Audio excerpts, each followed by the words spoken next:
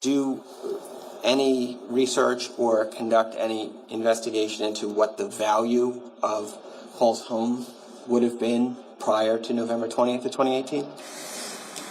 I did not, but why would I do that? I'm just asking if you did. I'm just asking if you knew that whether there were any renovations made to the home that increased its value, anything of that nature. If there were renovations made to the home, then that would have been more expenses I could add on to the chart if it fell in the parameters of 2017 and 18. So you're saying the answer to the question and were you aware of them is no? I was not aware of it. Got it. So basically, at $74.30 a month from Sun Life, Paul's looking at $89,160 a year from that insurance company alone. This questioning isn't about estimates or hypotheticals. It's about fixed numbers, insurance income, Social Security, guaranteed payments. Set against a $3,000 mortgage and minimal utilities. No payroll. Just what was coming in and what was going out. Right. And $104,000 from Uno, right? Right. And $29,000 from Social Security, right? It's a significant amount of money. With a $3,000 mortgage, right? And also payroll that the family was receiving from the businesses. I'm asking you, not about payroll. I'm asking you about money from insurance that Paul's getting and going forward, okay? I'm just asking you, just based on that, we know that Paul's fixed costs include a $3,000 mortgage. Yes. Minimal, really, utility costs, right? Utilities. There's vehicle leases, right? Significant. Your characterization of the large American Express bills as personal living expenses, when you looked at the account, I think you'll agree, you didn't necessarily do a breakdown of like money that was withdrawn from ATMs from Paul's 3837 account, right? I've seen a lot of ATM withdrawals from a variety of accounts. I've seen ATM withdrawals from the business accounts to the tune of over $60,000 a year. Okay, yeah, that wasn't the question, but I agree. We could talk about that for a second. There were over $60,000 in ATM withdrawals from Square One. Yes. Square One in 2017 and in 2018, right? Yes? Yes. This part of the testimony isn't about numbers. It's about memory, interviews conducted early, financial records reviewed years later. And now, a key question: who was really receiving the cash? Okay. You conducted interviews with people who worked at Square One as part of this investigation, right? I did, and when I conducted those interviews, I may not have had all of that banking information back, number one. Number two, I may not have had the ability to analyze 5 years worth of one company. So when we were talking to those people early on, we may not have had the information that we now know 8 years later, 7 years later, 6 years later. Yeah, but you wrote notes about it, and you wrote a note that you talked to Tiffany Rivera, right? We did talk to Tiffany. And you talked to Tiffany Rivera, and Tiffany told you that the petty cash went to Keith, not Paul. Well, I do know that there were ATM withdrawals I want you to answer the question. And there were ATM withdrawals in Asbury. I just want you to answer the question. You talked to Tiffany Rivera, and Tiffany told you the petty cash, the over $60,000 a year that you just thought it was so significant to mention, that money went to Keith and not to Paul. That's okay. Keith owned 90% of the company. The answer to that question is, she told you that or she didn't? I don't remember. You'll have to show me the report. Okay.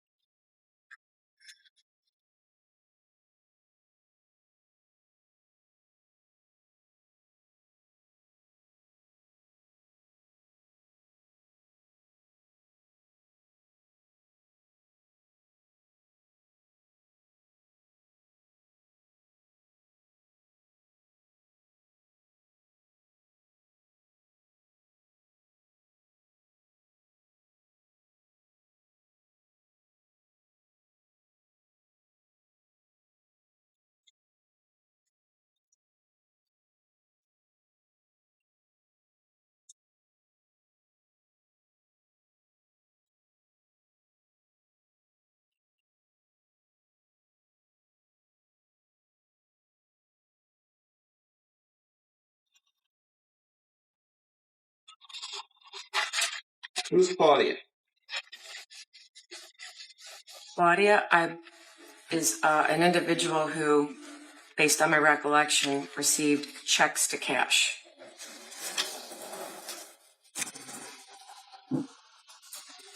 The testimony has drifted into uncertainty. Names are familiar, roles are not. So the questioning turns to something concrete. The notes, written by the detective, preserved in time, and now placed directly in front of them. But Tiffany told you that Keith, she used the ATM money so that Keith could pay Claudia in cash. But there's also checks to cash that were, I believe, signed by her too. I don't know her role, if she was a babysitter or a house cleaner. I don't recall the role, but I do recall hearing the name Claudia. So you don't know who she is in this case? Not exactly. I did not speak to her, no. Okay.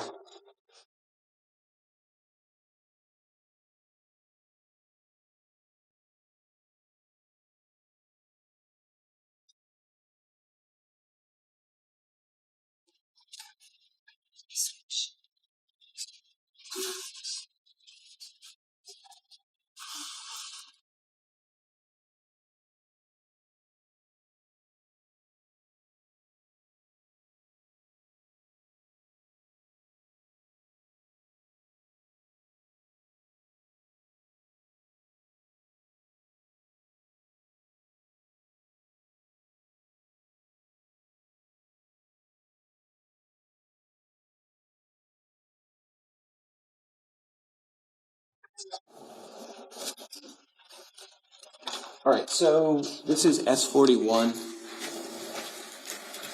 These are your notes, right? That's my handwriting. Yes. What area do you want me I to just want you to see specifically right look there. at? I have ATM, cash. I'm sorry. I can give you the base number, maybe? Well, Judge, I'm not sure they're numbered. Can we talk about what the document is first, please? What do you have in your hand, Detective?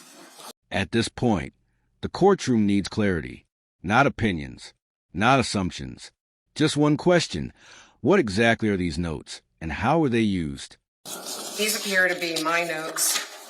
It's dated in 2018.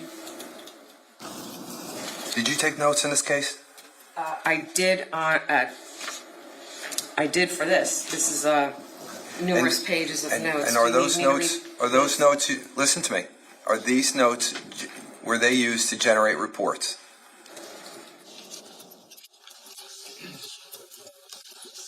I did not specifically memorialize this meeting because the detectives that were... The question I'm asking you. The question I'm asking you is, are those notes, were they used to generate reports? That's all I'm asking. I don't recall. Okay. So you have notes that could be separate than your reports? Is that are you saying that?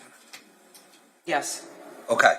So these notes that we're talking about now, what are they from? Are they from interviews? Are they from something else? I need to understand what they are so the jurors understand what they are.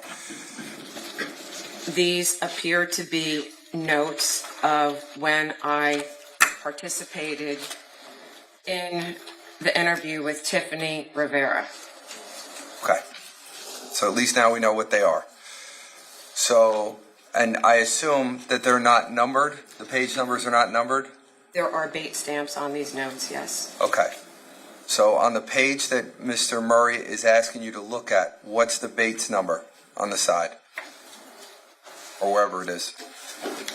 Mr. Murray, could you go back to that page because I don't have that in front of me. 55355.